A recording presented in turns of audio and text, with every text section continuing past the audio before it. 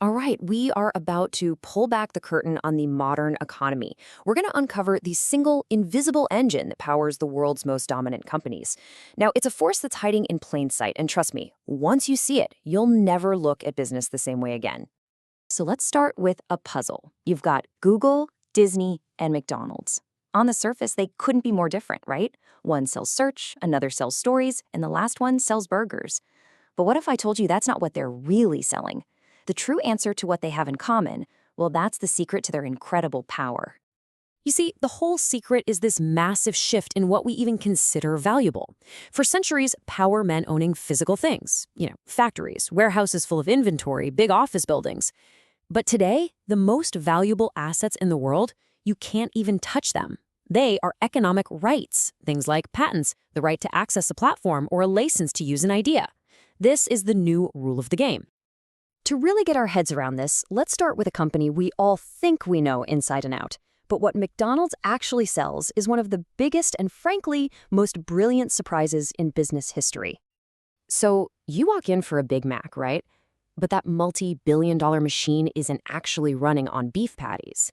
McDonald's primary product is the right to operate a franchise, the right to use those iconic golden arches, and very often the right to lease the very land the restaurant sits on.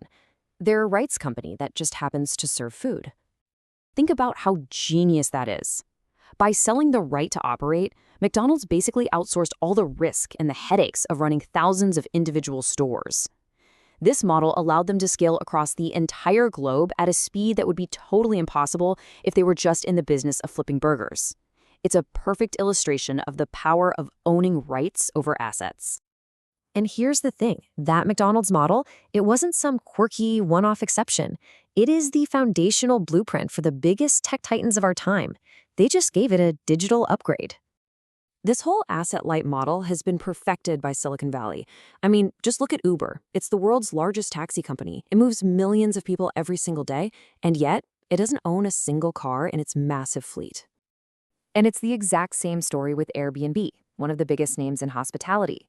It offers more rooms than the world's largest hotel chains combined, all without owning a single piece of property. So how is this possible?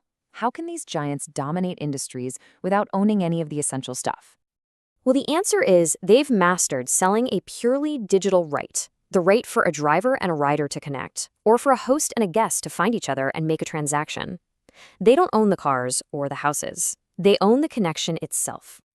And once you see this pattern, you start seeing it absolutely everywhere.